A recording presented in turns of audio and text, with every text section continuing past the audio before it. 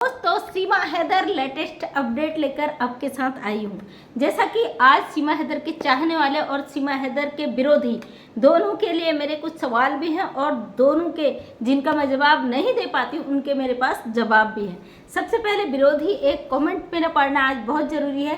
एक मैडम ने मुझसे पूछा था, अभी तो आपके पास कंटेंट है सीमा हैदर केस, सीमा हैदर चली जाएगी तो फिर उसके बाद क्या करोगे, कैसे अपना चैनल चलाओगे, कैसे अपना पेट पालोगे, कैसे अपना पेट भरोगे, कैसे अपने बच्चों का पेट भरोगे, यानी कि हम अपना चूल्हा कैसे जलाएंगे जब सीमा हैदर चली जाएगी। तो सबसे पहले आपका जवाब मैडम, सीमा हैदर चली जाएगी तो समाज में सीमा हैदर ने कुछ ज़्यादा गंदगी की है।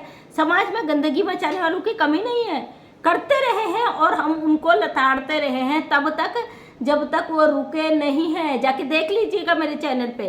तो आपका सोचना बिल्कुल गलत है कि सीमा हैदर की वजह से सबके चूल्हे जल रहे हैं, क्योंकि भैया जब तक गंदगी रहती है हम लोग रुकने वाले नहीं हैं और हम उस टॉपिक पर बोलते ही बोलते हैं। अभी भी बहुत सारे टॉपिक ऐसे हैं जिस पर हम बोल सकते हैं, लेकिन फिलहाल हमारे देश के लिए, हमारे समाज के लिए, हमारे लोगों के लिए सीमा हैदर सबसे इम्पोर्टेंट है, क्योंकि इस गंदगी को भारत से निकालना हमारी सबसे ज़्यादा ज़रूरी है इस समय, इसलिए हम इस मैटर पे बोल रहे हैं। दूसरी बात, किसी ने मुझे कमेंट किया था, एक भाई ने, लगातार करते रहते हैं कि भाई अब तो इसके नाम से इतनी नफरत होने लग गई है, इसको गालियां देने का भी मन ऐसा लगता है कि बर्बादी करना है। बिल्कुल सही बात कहा आपने, क्योंकि औरत जितनी अश्लीलता फैला चुकी है, जितनी गंदगी फैला चुकी है, बहुत मतलब शर्म आता है, लेकिन इसको शर्म नहीं आएगा।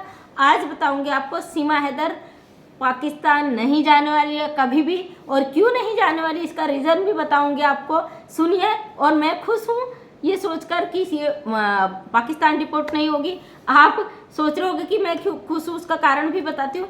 सीमा हैदर को मोबिन मलिक सर ने जिस तरीके से, नेपाल से भी इसके लिए एक्शन हो चुका है, नेपाल पुलिस भी अभी इसके पीछे पड़ जाएगी, और हिंदुस्तान, पाकिस्तान और नेपाल, तीन मुल्कों की पुलिस, तीन मुल्कों की सुरक्षा व्यवस्था इसके पीछे पड़ चुकी है, क्योंकि इसने तीन देशों का कानून तोड़ा है। मैं पाकिस्तान का किसी चैनल को देख रही थी जिसमें एक भाई कह रहे थे कि पाकिस्तान से इसका वीज़ा जो होता है वो निरस्त हो जाएगा, इसका पासवर्ड, क्योंकि ये वहाँ का जो कानून है उसको भी तोड़कर आई है, वो रिन्यूअल नहीं होगा तो वो निरस्त हो जाएगा। मतलब ये भगोड़ी धोबी का कुत्ता है, न घर का न खाद का, वो इसकी स्थिति हो गई है। और आज आपको बता दूँ ये क्यों नहीं जाएगी इंडिया से, ये इंडिया से यूँ नहीं जाएगी कि मोबिन मलिक सर ने बोला जब ये भारत की सज़ा काटेगी 5 साल, उसके बाद इसको नेपाल जेल में काटना पड़ेगा, और जेल में इसको 20 साल तक की सज़ा, यानी 5, 20, 25 साल, अब 45 की उम्र हो गई, यानी 60 साल की उम्र तक ये जेल में रहेगी। 60 साल का मतलब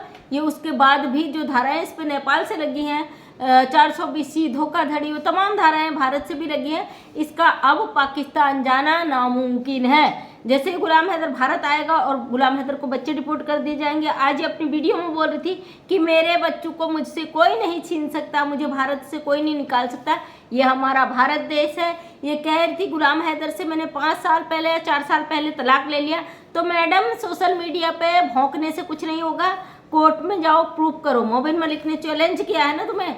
गुलाम हैदर के वकील मोबिन मलिक सर जी, जो लगातार ATS का भी काम कर रहे हैं, जांच एजेंसियों का भी काम कर रहे हैं, टोटली हर चीज़ पर वर्क कर रहे हैं, तो इसकी हवाइयाँ उड़ चुकी हैं। अब इसको समझ नहीं आ रहा क्या करें, तो अब ये अब फिर गिड़गिड़ाने लग गई कि मेरी बच्चियों को मुझसे कोई नहीं छीन सकता। साथ में आज इसके भाई जी भी नजर आए, 2-3 दिन रेस्ट करते फिर फुदक कर आ जाते सोशल मीडिया पे। इसका कहना है कि मैं अपने बच्चियाँ कभी नहीं दूंगी, कोर्ट में साबित करो। ये मोबिन मलिक सर ने चैलेंज किया, उस चैलेंज को एक्सेप्ट करो, कोर्ट में साबित करो कि तुमने 5 साल पहले गुलाम हैदर से तलाक ले लिया था, कोर्ट में साबित करो तुमने सचिन मीना से लीगल शादी की है, कोर्ट में साबित करो जो तुमने बेल लिया है वो बेल तुमने सही तरीके से लिया है, तब तुम्हें हम क्या, भारत का कोई भी व्यक्ति तुम्हें माफ़ कर देगा। तुम जिस तरीके से झूठ बोलती हो, तुमने जिस तरीके से 3 देशों को गुमराह किया है, लोगों के जज्बातों के साथ खेला है, सबसे पहले तुमने अपने बच्चों की भावनाओं के साथ खेला है, अपने उस पति को जिससे तुम कहती हो 5 साल पहले तलाक दे दिया था, तो उस पति को धोखा दिया है, ये साबित करो। गुलाम हैदर भाई ने तो साबित कर दिया ना कि तुमने गलत किया है और वो भारत आ रहा है। ये सबसे बड़ा सबूत है कि गुलाम हैदर अपने बच्चों की मांग कर रहा है और भारत आ रहा है। भगोड़े की मांग गुलाम हैदर ने की। गुलाम हैदर ने कहा अगर इसने कानून तोड़ा है तो इसको सरकारें सजा दे, मैं सीमा की मांग नहीं कर रहा हूँ, मुझे मेरे बच्चे चाहिए।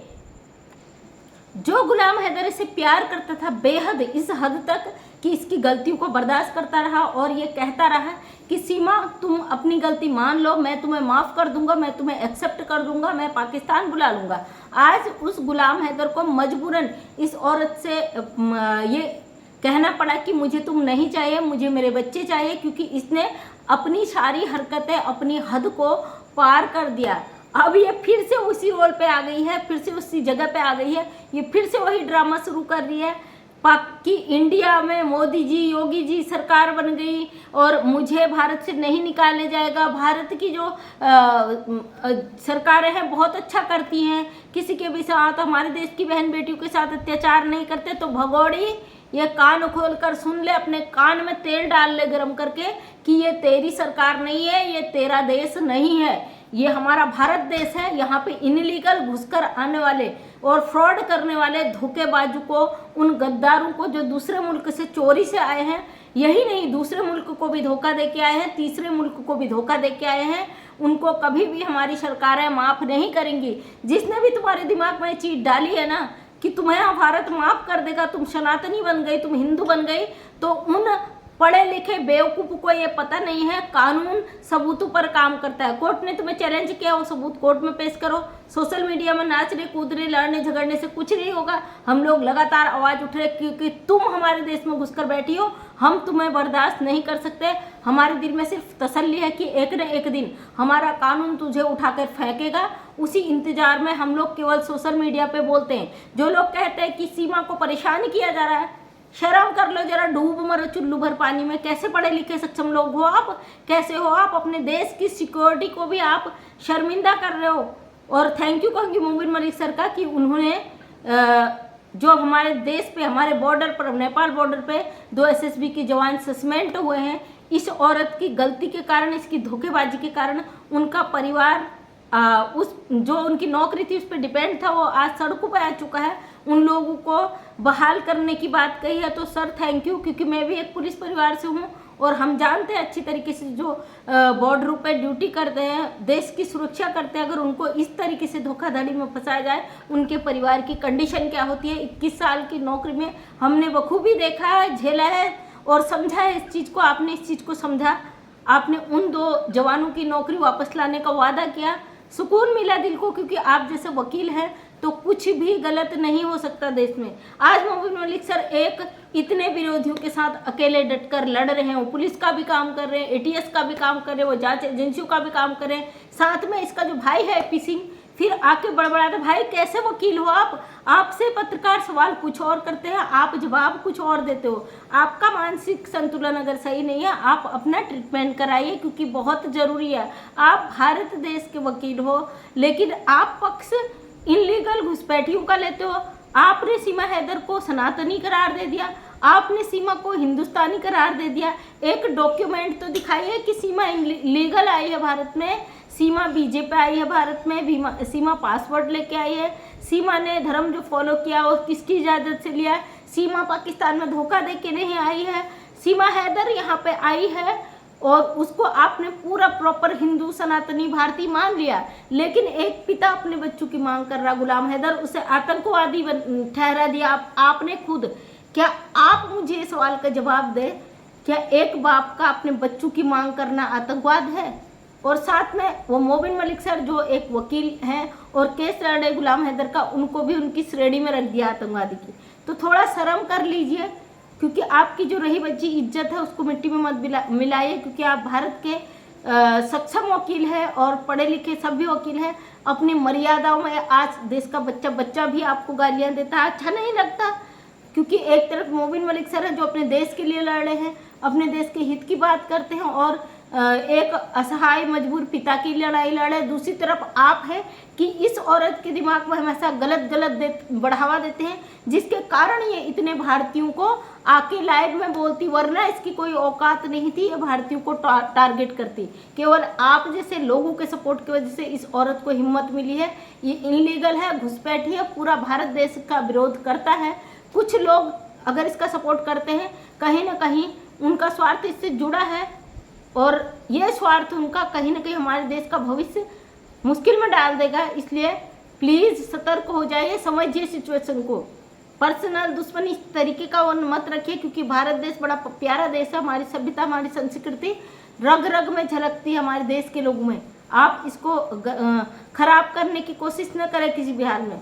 तो थैंक यू सो मच दोस्तों, इतना ही बात आपके सामने रखना था। मैं मंजू विश्वकर्मा हल्द्वानी उत्तराखंड से छोटी सी समाज सेविका हूँ। अपने वीडियो के माध्यम से समाज में नई प्रेरणा लाने की कोशिश करती हूँ। उम्मीद करती हूँ वीडियो पसंद आया होगा। अगर पसंद आया तो लाइक शेयर कमेंट करें। नेक्स्ट टाइम मेरा वीडियो देखना चाहते हैं तो चैनल को सब्सक्राइब करें। थैंक यू सो मच, तहे दिल से धन्यवाद।